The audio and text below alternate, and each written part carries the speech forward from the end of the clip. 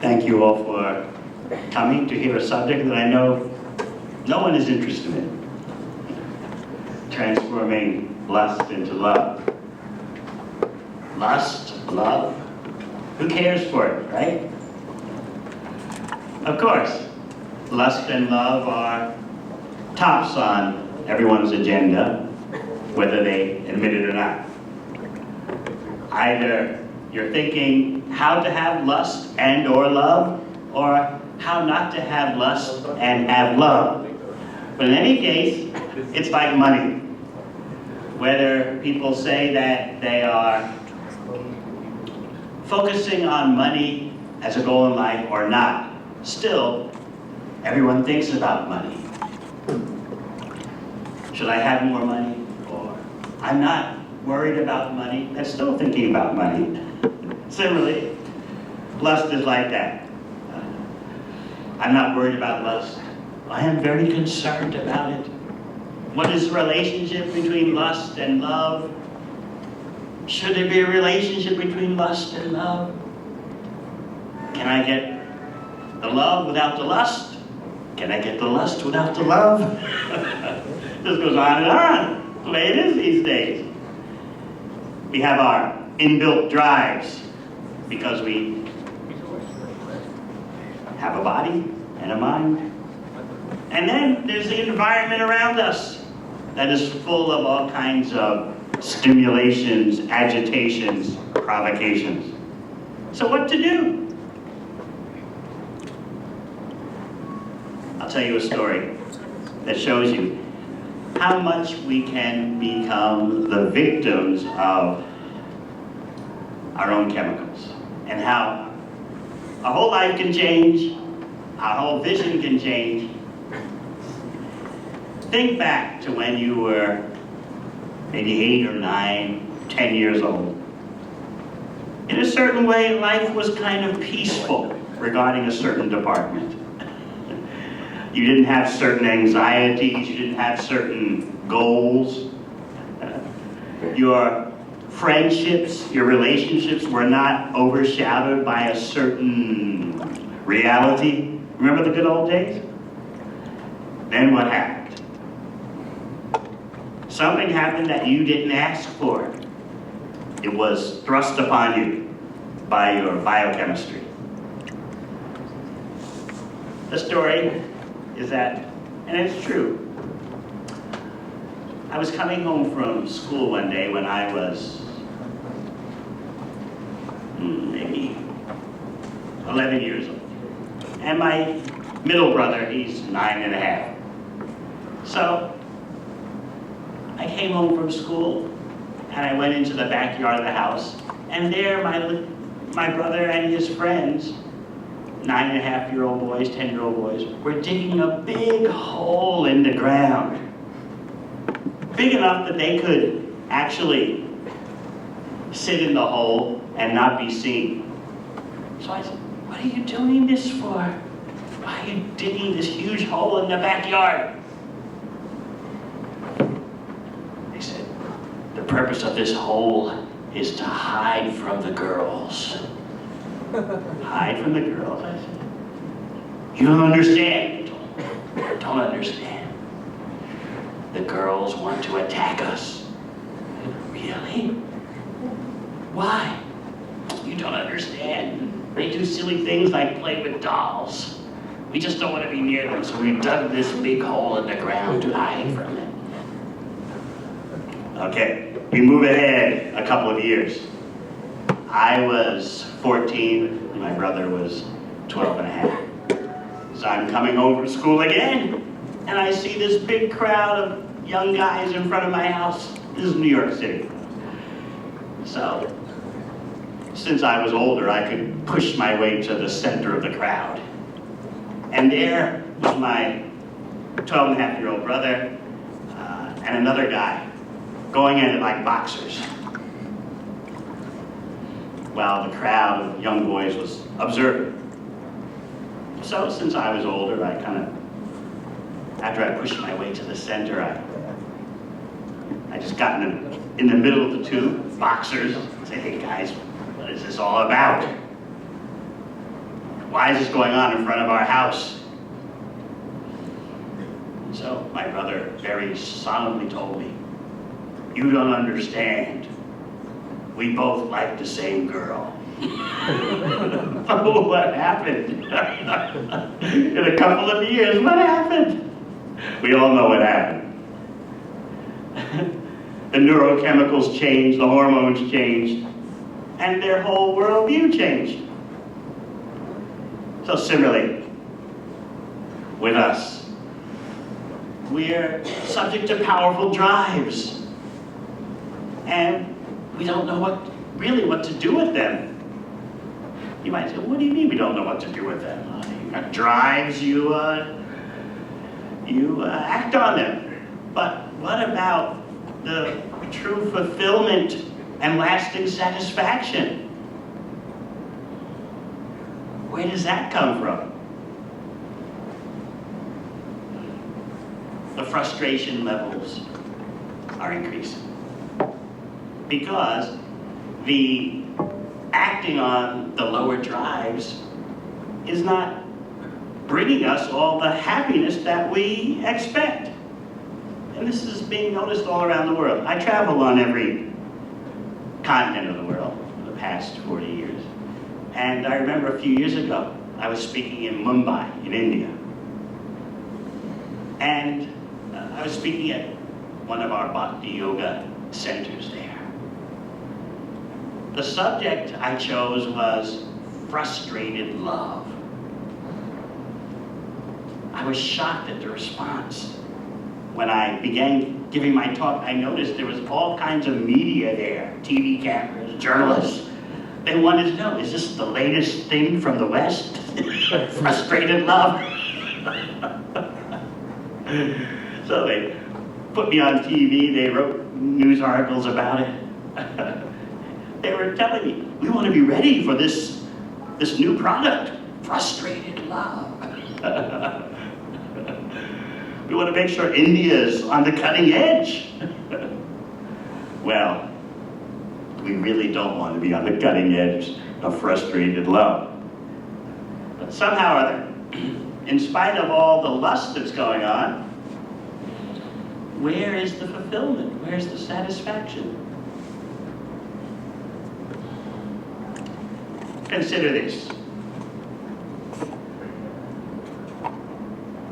There's no doubt, from the viewpoint of conventional psychology, and from the viewpoint of yoga psychology in the ancient Bhakti yoga texts, there's no doubt that human beings want lasting, stable, satisfying relationships. Even amidst the hookup culture, still, there's an underlying psychology that by rapidly churning through lots of temporary partners, one day you'll find the right one. It's underneath it all. So, there's no disagreement in ordinary psychological circles that human beings prefer lasting relationships. Emotionally, they prefer that. And disrupted relationships cause such trauma in human beings. Yet, the lasting relationships aren't happening.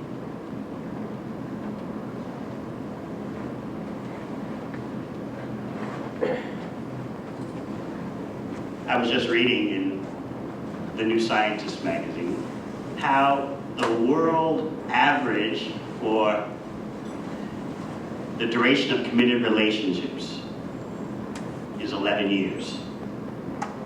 So,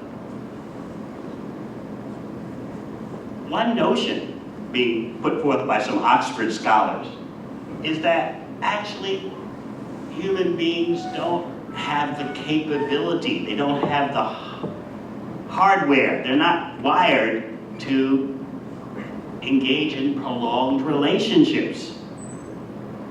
The problem, as put forth by these Oxford scholars from the Oxford Center of Practical Ethics, the problem is that people are living longer than they did in the 17th, 18th, or 19th century. Let's say you're a young person in London in the year 1800. What would be your typical lifespan? 35 years. So much of your life will be focused on survival, and you probably would marry in your teens, certainly by the time you were 20, and that meant that 15 years later, by the time you're 35, your marriage problems would be solved. Because you'd be dead. One of you would be dead. So therefore, in looking at things in that way, the marriage problems took care of themselves automatically.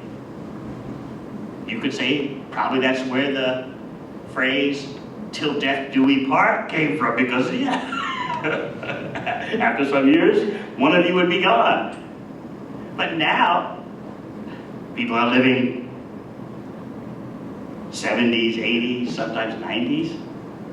So neuroscientists are questioning, is the human being hardwired with skills for sustaining a fulfilling relationship over all those decades? Doesn't seem so. I know in the USA, where they like to take statistics for everything, a shocking number of men and women admit to extramarital affairs.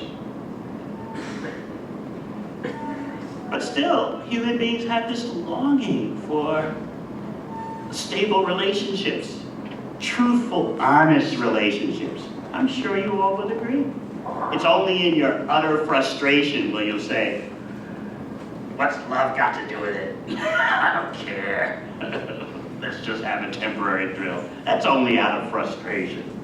But in the core of your heart, you want a lasting relationship that's fulfilling, emotionally, physically, intellectually. But there's a problem, as we pointed out.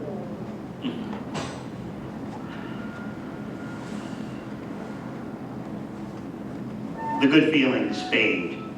The romance fades. Another statistic I've seen by a scholar known for romance studies. She says that the actual world average for the duration of romantic feelings is 18 months. That means some romances last longer, some last shorter. What do you do when the romantic feelings fade? People want to be in a relationship because humans are a social animal. But where is the glue coming from to keep those relationships together? Sometimes it's thought that lust will be the glue, but everyone knows that's not working out. Lust seems to be a very strange phenomenon that hits you like a lightning bolt and then disappears like a lightning bolt. Like lightning flashing in one cloud after another. You see lust flashing in one person, you grab it, and then the flash is gone. You see lust flashing in another person, you grab that person, the flash is gone. You spend your whole life chasing that lightning flash. And at the end, you realize, this is misery. So how do you handle those drives? And are those drives interfering with real fulfillment, real happiness? Now, we're not going to get moralistic in our discussion today in the old-fashioned sense. Thou shalt not do this and thou shalt do that. Let's consider the viewpoint of the Bhakti Yoga texts, especially the prime text, Bhagavad Gita, Song of the Supreme Happiness. There we find information that our physical and emotional drives cannot truly satisfy us because we're not the body and we're not the mind.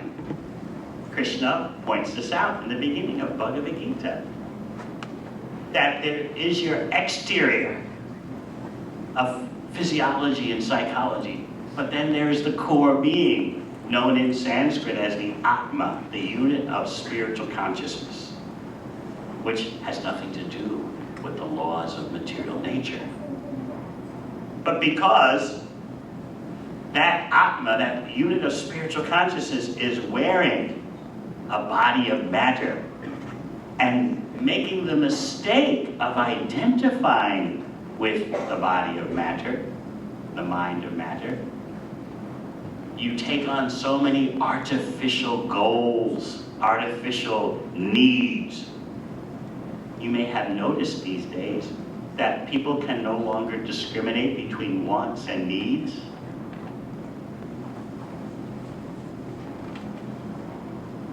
Needs, the basic necessities. Wants, well, they're things that you just gotta have. It's all collapsed into one. Wants and needs. I want it, therefore I need it. So these are powerful drives of the body and mind. But the first step in real yoga is to understand the difference between the real self and the body and mind. In other words, readers of Bhagavad Gita will note that there's no such thing as mind over matter, because Bhagavad Gita explains that the mind is also matter. It's subtle matter as compared to the gross matter of the physical body. If we identify with our externals as the self, then our whole life will be spent pursuing false goals, and naturally we'll be frustrated. What we're seeing is just a glimmer, a glimmering hope that will be fulfilled through physical expression. But that glimmer fades so quickly, and such a toll that disappearance takes on us.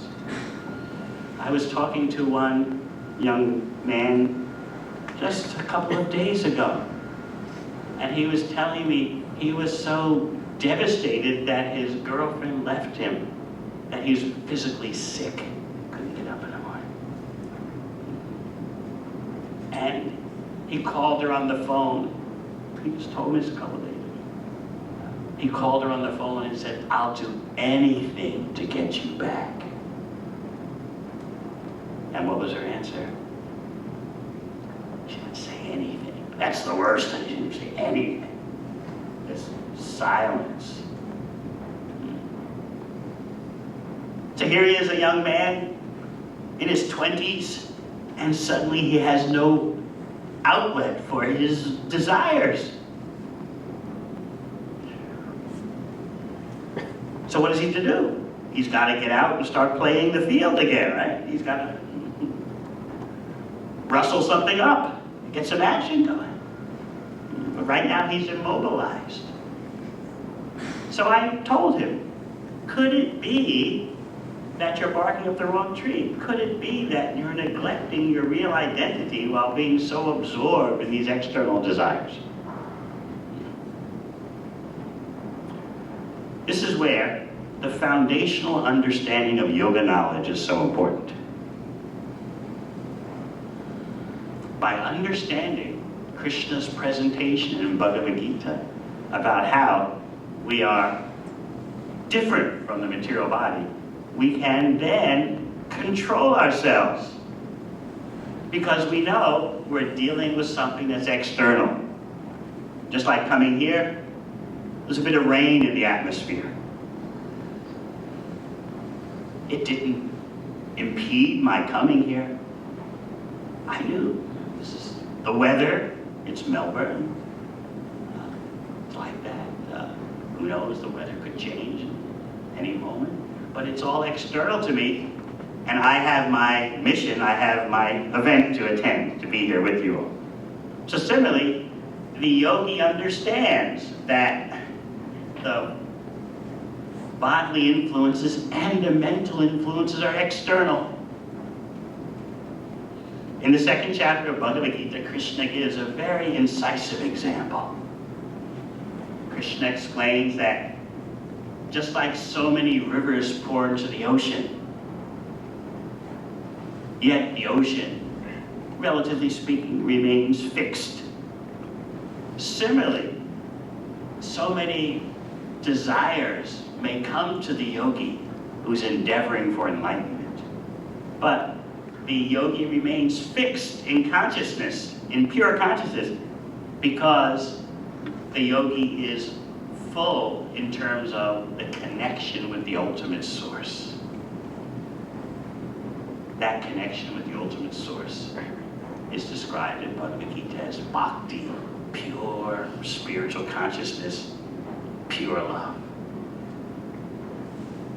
And that pure love connects the Atma, the unit of spiritual consciousness, with the Supreme Consciousness.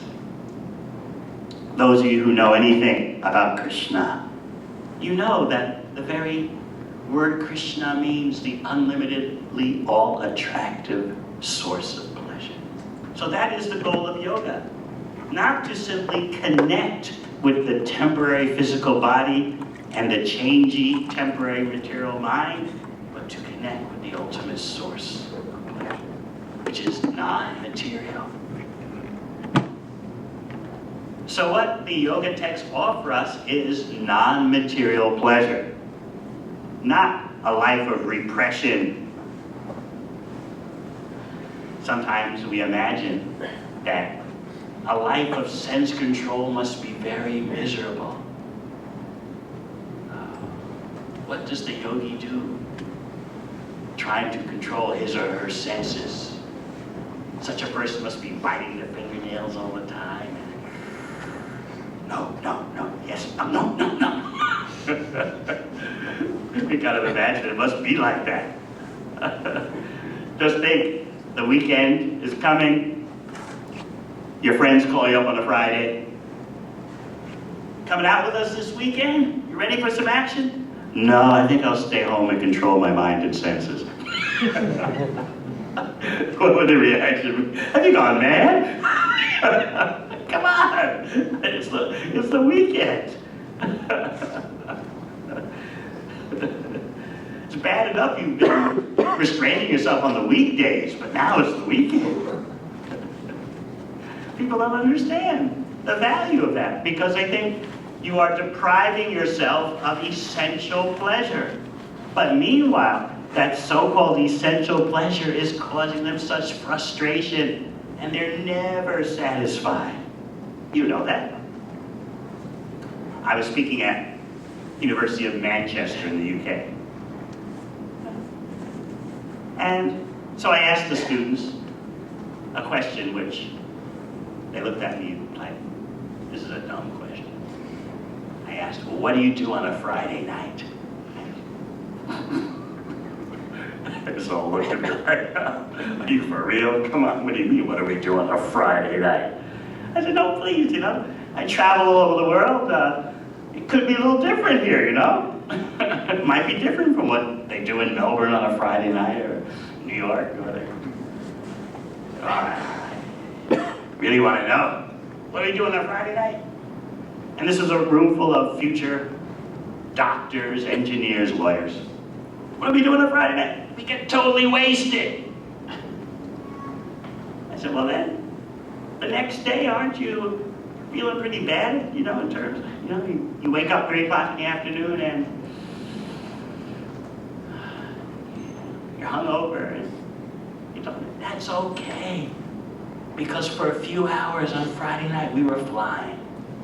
We don't mind that the next day we feel like a wreck. And then one young lady, she told me she was heading to medical school. She said, and you know what the funniest thing is? The most amazing thing is, when you wake up 3 o'clock Saturday afternoon, and there's someone next to you and you don't know how he got there. And then Monday you get to talk about it amongst all your friends. And everyone laughed, but yeah, that's the way it is. So we presented to ourselves, perhaps, that this is fun, whether a temporary weekend affair or a sustained affair. But something in us is longing for a deeper connection. That longing for a deeper connection cannot be fulfilled on the material platform. Impossible. Now we have a situation in which people are not dying at 35. So how do you fulfill the human desire for lasting and fulfilling relationships? Some scholars at Oxford are recommending biochemical enhancement for relationships. Now, you should recognize that human beings just don't have what it takes right now to have long relationships, although the desire is there for that. Therefore, why not take advantage of what contemporary biotechnology is presenting?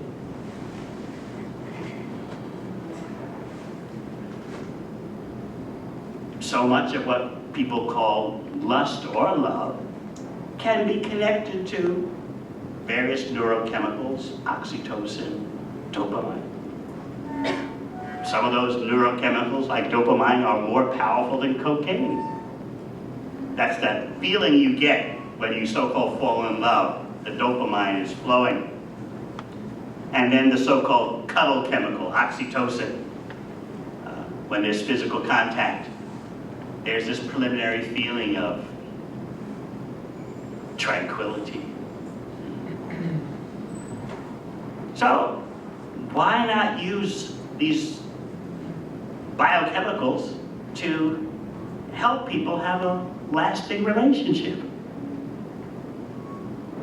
So therefore, these Oxford scholars are suggesting, how about an oxytocin nasal spray?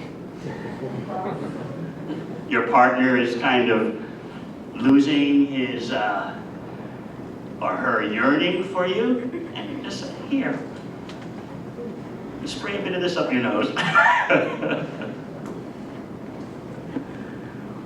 Or the man, his eye is wandering a bit too much, and his lady partner is concerned. Why not take some kind of biochemical supplement that would reduce his testosterone levels? It's already being done for pedophiles. They submit to voluntary chemical castration because they can't control their lust. So this could be a marriage solution.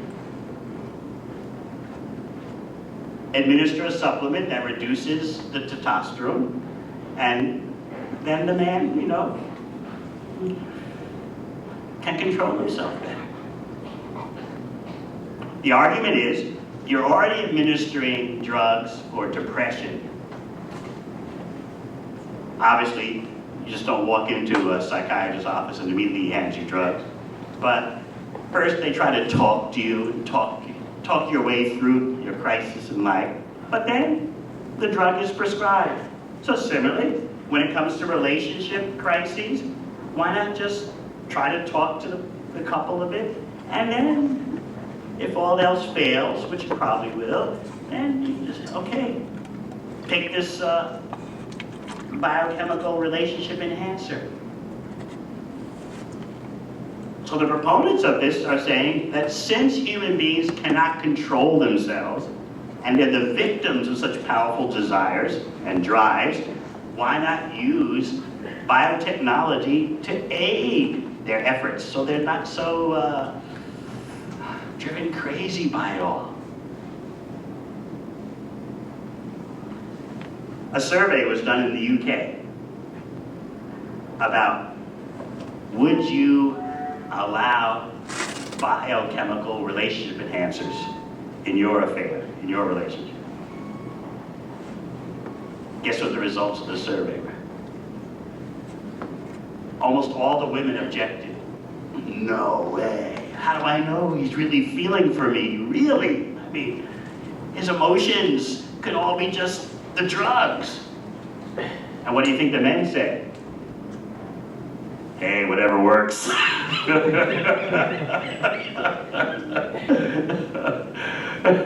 Pragmatic utilitarian. Whereas the ladies were, no way. He's not really feeling for me. His emotions aren't really honest. It's the oxytocin. It's nasal spray that's doing it all. The information that the yoga texts give us, particularly the Bhakti texts, because yoga is a ladder. There are different rungs. So at the top rung of the yoga ladder, you find the science of the ultimate connection, the love supreme, which is beyond anything material. It's beyond physiology, beyond psychology. So, Krishna explains in Bhagavad Gita that as long as we identify the body and mind as the self, there's no way we can control these powerful external desires because we identify with the external and we're neglecting our core being, our inner self. We don't know how to explore inner space. But for one who can master the mind and senses, then you have the peaceful state of consciousness by which you can understand the real self, the supreme self, and the relationship between the two. So what we see today is that, unfortunately, people's consciousness is so agitated, so disturbed, that they have no scope for reflection on what is the real self and what are the desires that the real self should pursue.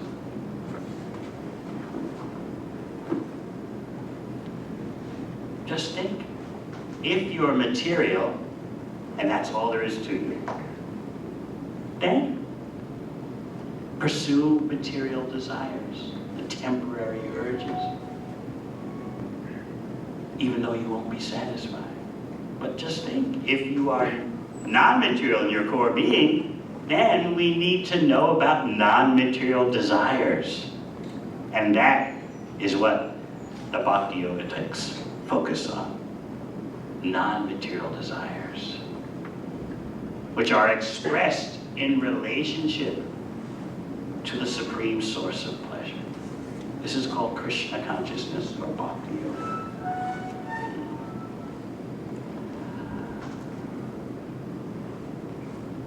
It is not that perfection is achieved by annihilating your desires. This is a popular misconception. If you have no desire, you're a stone.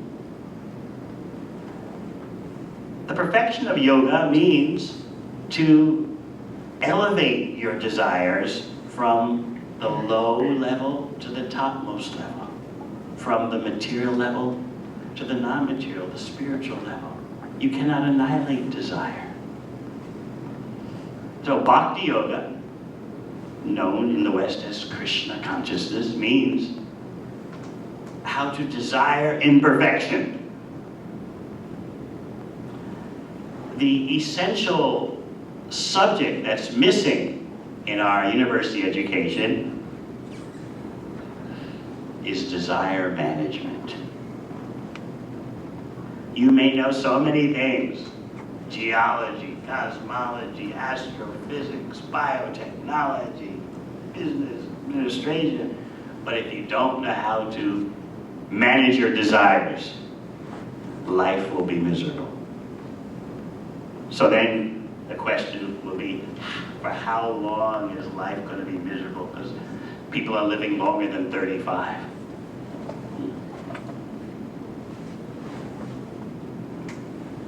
So then it's a question of how many relationships will I have before Either I find the right one that lasts for a few years, or I give up and just fill my life with temporary liaisons. Doesn't seem like much choice between the two. Other than the two, right? Doesn't seem like much choice.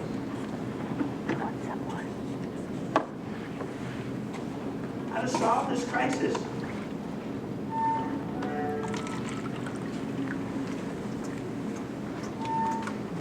How to solve this microphone?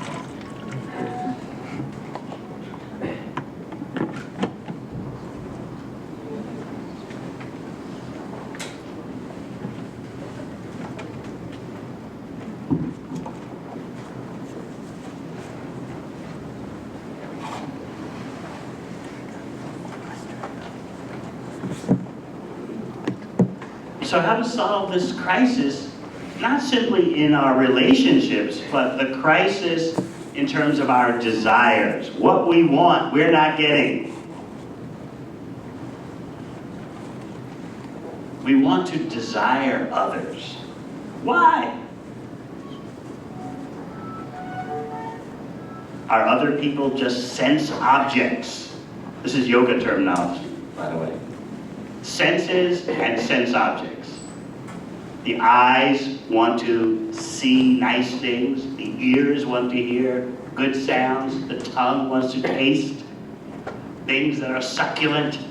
The skin wants to feel nice tactile sensations. That means your senses are always grappling for sense objects. Now, should we consider other persons to be sense objects? In fact, that's what we do. We size them up with our senses. Are you a good object? What gratification do you promise me? Explicitly or implicitly? The yogi sees differently, however. The trained bhakti yogi sees how everyone is a spiritual entity. And you see how to enhance that person's enlightenment rather than increase their illusion. In other words, what so many call love is actually just helping someone to go deeper into illusion. You treat that person like they are the body, and that simply deepens the mirage that they're suffering from. There's a different standard of love. Please consider for a moment. It's very interesting. How real love means to help someone climb out of illusion, to help someone to become enlightened, rather than using someone as a temporary object of gratification, making the deal. I'll gratify you if you'll gratify me. And when the thrill is gone, that's the end of it all. And naturally, it's not mutual that everyone loses their desire for the other at the same time. So that produces trauma.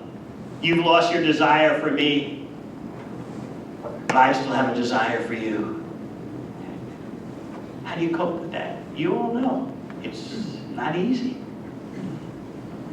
The problem doesn't require biochemical relationship enhancers. The problem requires changing our vision of other persons and changing our vision of the self.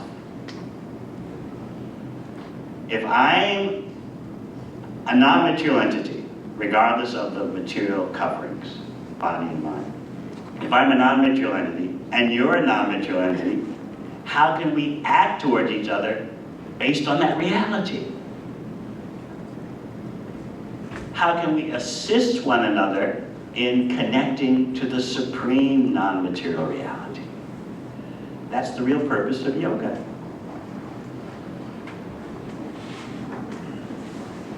Therefore, we're recommending partners in enlightenment, not partners in illusion. And of course, the yogi can see all living entities in this way. Therefore, your love goes far beyond just romance. What about all creatures? In Bhagavad Gita, Krishna explains that all species of life are particles of spiritual consciousness, regardless of the body. All species of life, as spiritual core beings, are part of the supreme spiritual reality. So that way we're all related, no matter what kind of body we have. It's interesting to note that the Bhakti Yoga texts explain that in the ancient yoga culture, the executive head of state did not consider that simply the human beings in his area of jurisdiction were citizens. He had to consider all living entities as citizens and act for the welfare of all living entities, not just the human beings. Now just imagine if your Prime Minister of Australia had to consider the welfare of all creatures, not just the human beings, not just those who carry passports, but all creatures. What a different vision that would be.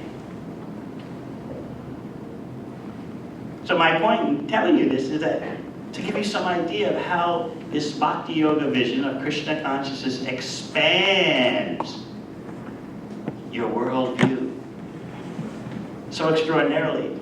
And because your worldview is expanded so extraordinarily, your genuine love can expand extraordinarily. Because as long as you're looking at someone just as a sense object for your lust, which masquerades for a while as love, you're so restricted, and that's what frustrates you. You feel so bottled up. Your desires are just focused in such a narrow way. But how to see all living entities as spiritual and in relation to the supreme spiritual entity. Then you can love on a grand scale. By understanding how to act toward all living entities so that they make progress in enlightenment.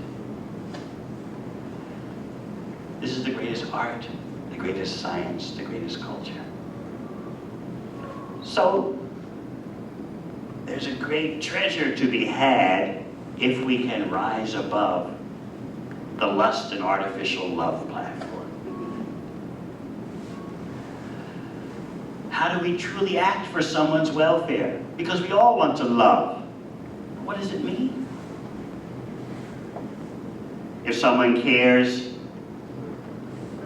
for what I'm wearing, someone cares for what you're wearing, that's nice, but does that really touch our core being and solve our deepest problems? No. So what Bhagavad Gita is introducing you to is the realm of actual loving connection based on our non-material identity and our status as parts related to the complete whole, the supreme spiritual identity. Krishna explains this in Bhagavad Gita. So I'd like to present this timeless knowledge, especially for the benefit of those of you who understand we need to go to another level. As Albert Einstein said, a problem is never solved on the same level that originated the problem. You have to go to a higher level. So I recommend this knowledge of Bhakti Yoga, Krishna consciousness, as the actual solution to the lust and love dilemma. Rather than building relationships on temporary stimulation, gratification, hoping it's going to last, which it won't. And everyone knows it won't. But what else, it's like, what else can you do? You're driven for these things, for lasting, sustainable relationships, but it doesn't happen. Should we submit to biochemical relationship enhancement? Doesn't sound very attractive. Sounds a bit artificial. But as long as we think we're just the body, we're just physiology or psychology, we'll be forced, we'll be trapped on the platform of such limited, strange solutions. Perhaps we're totally in the wrong arena. We're barking up the wrong tree completely. So in that spirit, I'd like to have you consider an alternative, the non-material alternative. And again, as I was speaking earlier, the fear that if I become the master of my mind and senses, I'll miss out on all the fun, because all the fun seems to come from uncontrolled mind and uncontrolled senses. That's what a consumer society is based on. If you're running a consumer society, what's the last thing you want? The last thing you want is to have a population that is focused on mind and sense control. That's the last thing you want. You want a population that got to have the latest, the greatest. It's never satisfied with what it has. It's always getting more and more of this, that, the other. That's the kind of population you want. And that's the kind of population we have now. How to change that? We need higher knowledge. If you have the higher pleasure, automatically you'll let go of the inferior pleasure. This is a crucial point that Krishna speaks in Bhagavad Gita. Krishna freely admits that you may try to restrict yourself, restrain yourself artificially, denying your mind and senses of gratification, but you'll fail. The only way that you can handle your drives, handle your senses and mind, is if you are in contact with superior pleasure, non-material pleasure.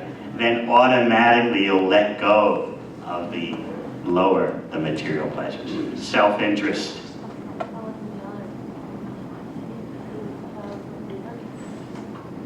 So our handling of the lust and love problem is all based on acquiring a higher experience. And then we can understand what to do with our senses, what to do with our consciousness. But as long as we lack that knowledge, lack those crucial skills, we'll be so easily victimized by temporary external desires. And we won't be happy. In conclusion, the information I'm presenting is pointing to the necessity for a wisdom culture. A culture not of consumers, but of wise persons who understand that the number one priority is to understand, am I this body or am I something else? Should I have something beyond material desires or the temporary? Can there be other types of desire? And how to cultivate those higher desires. This wisdom culture would be the greatest benefit for all humanity. Not simply all humanity, but all living entities. This is the great wealth, this is the great treasure that the Bhakti knowledge, the Krishna Consciousness knowledge can give. Thank you very much.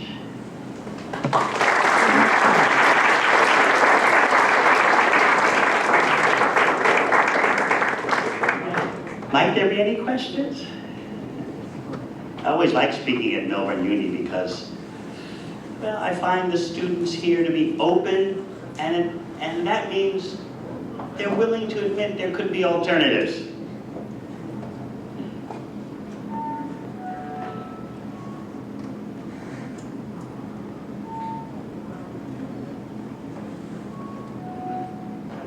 Yes. My question would be, so if we will start identifying ourselves with the Atma, right? Why is there this longing for a relationship in terms of two people connecting when, according to Bhakti Yoga, there is this union of every being, right? So it's Yes. not just two people connecting, it's more like one person can help the other person evolve in consciousness, but then I don't need one male partner for that, right? It can be any kind of relationship, right? When I read it right, things understand. If you're on that level in which you can make the whole world your family, go right ahead. But not everyone can get to that level immediately. So therefore, if they're focused on one person and their partners in enlightenment, that is a great step forward. The ultimate goal, as you said, is to see all living entities as your partners. But then that would make like lust or like sexual desire only a way to like get children, right? Or to populate the world, you know? So this biochemical desires would only be a reason, like we would have them just so mankind would be like. As I pointed out, there are different levels of desire. Once you are aware of the higher pleasure, automatically you let go of the lower pleasure. It's self-interest. But then there would be no people on earth, no? Why? So if I would... Yogis have children, but they don't have children in such a way that creates consciousness problems. The Bhakti Yoga science explains, since you asked about that, according to the consciousness of the man and woman at the time of conception, a certain quality of consciousness child is attracted to join the family. So therefore, the problem of the world, since you asked, is not simply the quantity of the population, it's the quality of the population, and the quality of the population is the result of the consciousness of the parents at the time of conception. A completely different view, isn't it? So parents, when they're conceiving a child, have a responsibility to be in the topmost consciousness to attract to their family a child that can benefit the whole world rather than just be a consumer. It's a different science completely, based on consciousness and its effects. Whereas Western science is grappling with consciousness. What is it? Some neuroscientists are so bewildered by consciousness, they say, actually, we don't have consciousness. We simply are an illusion that we have a conscious self. But the ancient yoga knowledge recognizes consciousness as the energy of the non-material self. So it's a different view altogether. So I suggest we investigate that different view rather than go the biochemical relationship enhancement route that some Oxford scholars are suggesting us. Look, it's the only way to go. Got to take advantage of the current technology, even though it may be risky. We don't fully understand the effects of these biochemical enhancers, but you've got nothing to lose and everything to gain. What do you think? Would you use them? No, I wouldn't.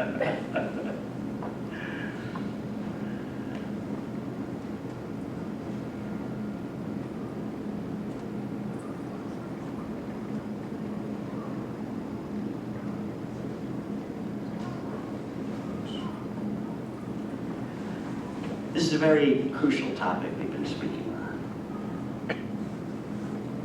It's something that affects everyone. We have our desires. Should you fully indulge in any desire that comes to you? Or should you deny those desires? Remember, the Bhakti Yoga knowledge is about how to desire in perfection, not kill your desires. You can't do that. Even if you try. You can spend one weekend staying alone, thinking, I will not desire anything. Even that's a desire. Krishna in Bhagavad Gita teaches you the science of how to desire in such a way that all living entities can benefit.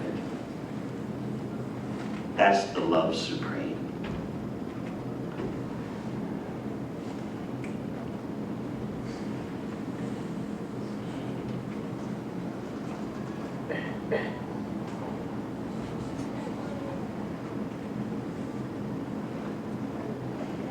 Well, it's been such a pleasure talking to you all, and I thank you.